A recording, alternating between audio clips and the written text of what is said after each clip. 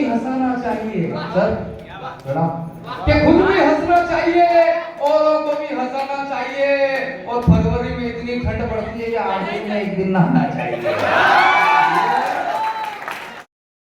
तले मंदसौर में आपकी तालियां मैं स्पेशली चाहता हूँ।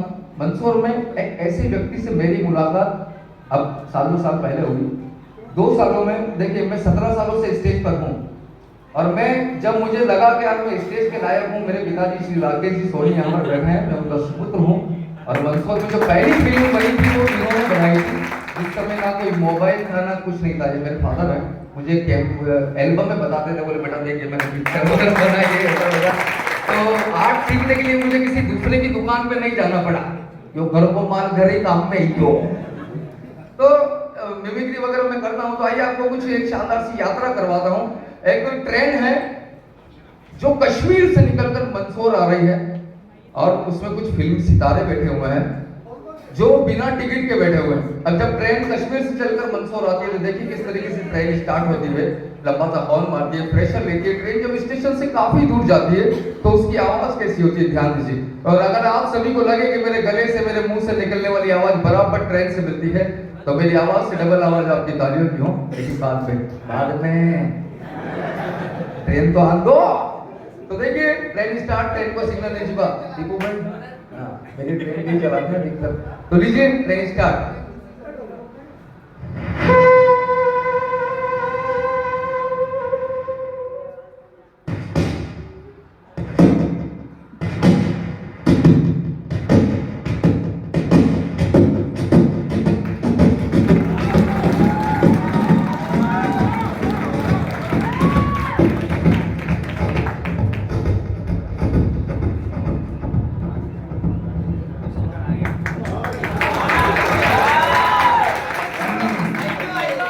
ये तालियां वही बजा रहे जो ट्रेन में बैठे हैं और वो नहीं बजा रहे जो प्लेटफॉर्म पे खड़े हैं बिना टिकट के। अब ट्रेन हमारे स्टेशन पर, अगर हमारे रेलवे ब्रिज पर आती है, हमारा मंदसौर का रेलवे ब्रिज अगर आपने कभी नहीं देखा और ट्रेन में बैठे हुए हैं, जैसे आस पड़ोस के लोग मुंह पे वो कपड़ा कर ले, समझ जाना मंदसौर का पुल आ गया। ये कारीगरी हमारी है, मंदसौर के लोग हैं। हम बहुत बड़े हैं, हम तो रुमाल रख के बस की सीट ऐसे खरीद लेते हैं जैसे बस इसकी सीट तो मेरे बाप कीजिए। हम बहुत अद्भुत लोग हैं। अगर इस रेलवे ब्रिज के ऊपर से ट्रेन गुजरती है तो उसके पहियों की आवाज कैसी होती है, फुल स्पीड में चलती है।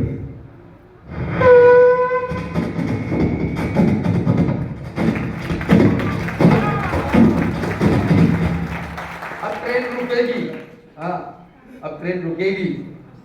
ऐसा आपको भी जाना है? बैठो बैठो बैठो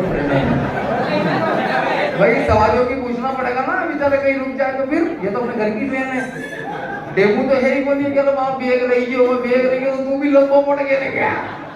अब देखिए ट्रेन रुकेगी हमारे स्टेशन पे।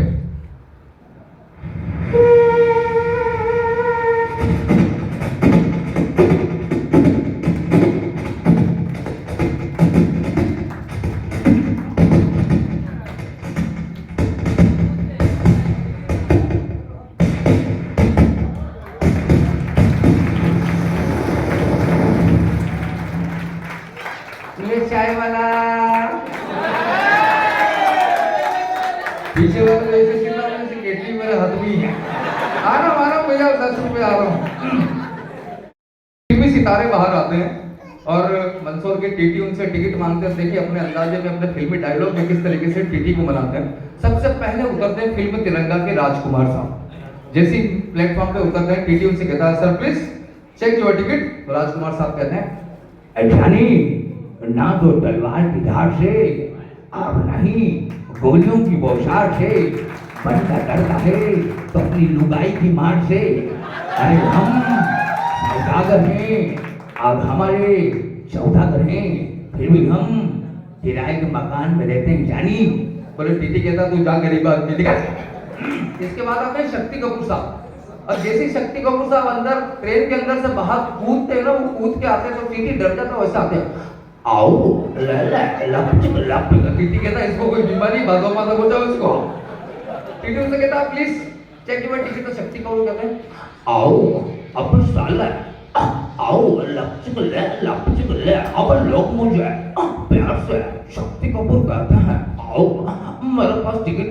पास ललिता है, आओ और ललिता को ले जाओ, आओ मुझे जाने दो। टीटी कहता है तुम भी निकल। इसके बाद आते हैं अजय देवगन साहब। तो टीटी उनसे कहता है please check your ticket. Ajay Devgan कहता है अरे हमें तो अपनों ने लूटा, फिर मैं कहा चलता और जब मैं टिकट लेने गया तो खिड़की का दरवाजा ही बंद था, इसलिए मैंने 5 रुपए वाली विमल ले ली है, तो भी खाओ और मुझे भी जाने दो। इसके बाद आते हैं नवाज भाई, नवाजुद्दीन सिद्दीकी। एकदम गरीब फकीर ऐसा लग रहा है, डिब्बे में पोछा लग रहा। किसी ने असली में देख लिया क्या? अरे ये कौन सी मशीन है? हाँ, जैसे नवाज भाई बाहर आते हैं टीटी उनसे कहता है प्लीज चेक योर टिकट। तो गाली दे रहा आदमी यार, जैसे अरे साहब इसकी माँ का क्या पड़ेगा साहब, अरे साहब मैं तो इतना गरीब है कि साला का 10 रुपए का नोट पे भी 50 रुपए लेके लाया।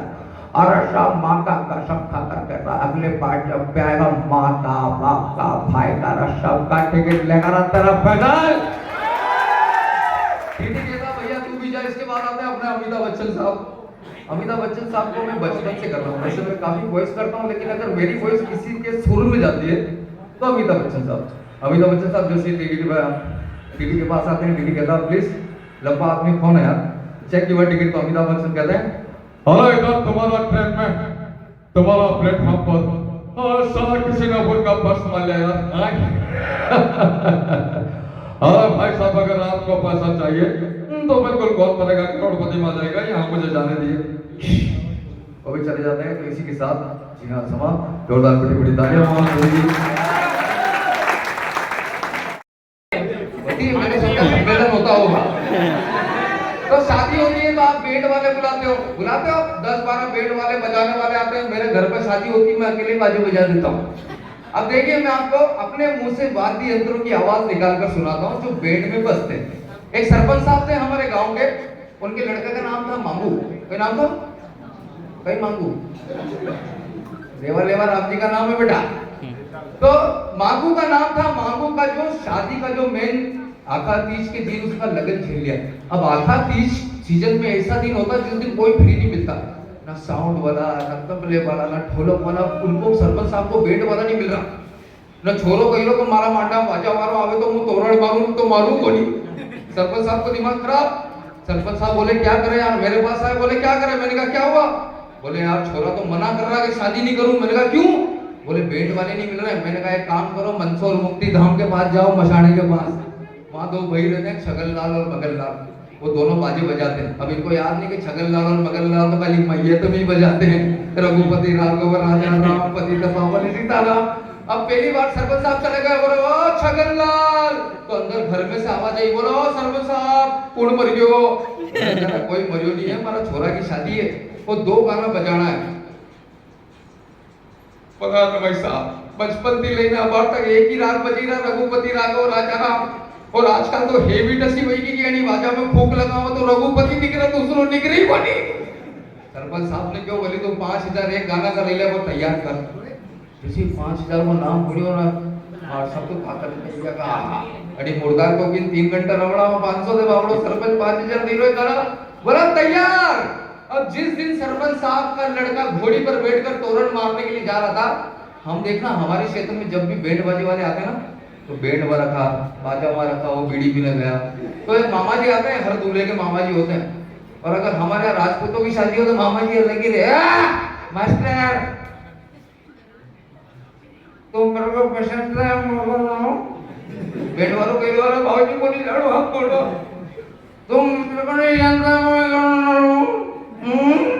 बैंड वालों को नहीं जानो। अरे मेरे को मालूम नहीं कि मैं कौन हूँ। लाल के साथ सफेद हो गए तो शादी में आ गया और तेरे ऊपर इसलिए चिल्ला रहा हूँ लोग समझेंगे दूल्हे का मामा जी है। अब असली मामा जी आ गए, बोले बैंड मास्टर फटाफट चालू करो। तो देखिए बैंड का जो मास्टर होता है वो बजाता है ट्रम्पेट, लंबी सी होती है दुबली पतली सी, उसमें पानी डाल के जब वो चेक करते हैं वो ऐसे बजती है।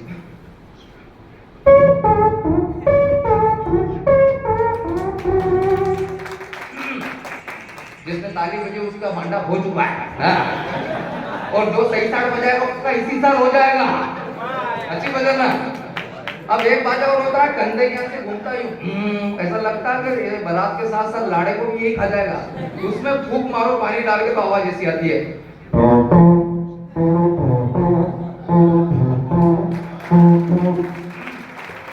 एक बाजा और होता है, उसको कहते हैं बेस।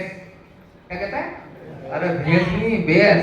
हाँ, वो यहाँ मुंह के यहाँ से निकलता है ऐसे, और सिर के आगे ऐसे हो जाता है, ऐसा लगता है गांव के साथ साथ पूरे देश को यही खा जाएगा। उसको कभी कोई नहीं बजाता है। ऊपर से बैंड का मास्टर ऐसे आदमी को बाजा पकड़ा देता है जिसका खुद का वजन 3 किलो, बाजे का वजन 50 किलो। मार साहब के फंसे क्यों यार? और उसमें वो कभी बजाता नहीं, लेकिन मास्टर से पैसे लेने के चक्कर में जैसे ही मास्टर सामने आता वो उसमें फूंक लगाता तो आवाज ऐसी आती।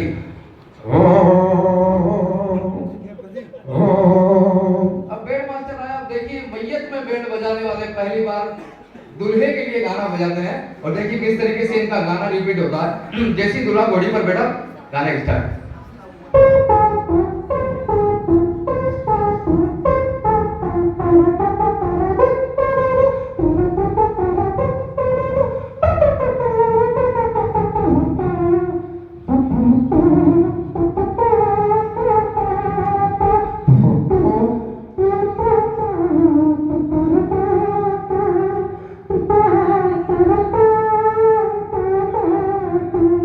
जैसे ही गाना बज रहा था और दुल्हन अपनी तलवार निकाल के तोरण की तरफ करी, ये बैंड का मास्टर कहीं मतलब भांग कहीं नहीं किया, बेटा भैया बजावा लगा आपकी तालियों के साथ। क्या बजा?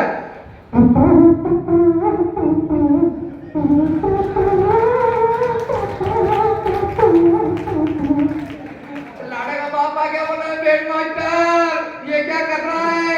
बोले तुम्हारे छोरे को शहीद होने ले जा रहे हो। Thank you very much. जी हाँ, खूबसूरत सी शाम है आप सभी के नाम। और भी बहुत सारी चीजें हैं, लेकिन समय के हिसाब से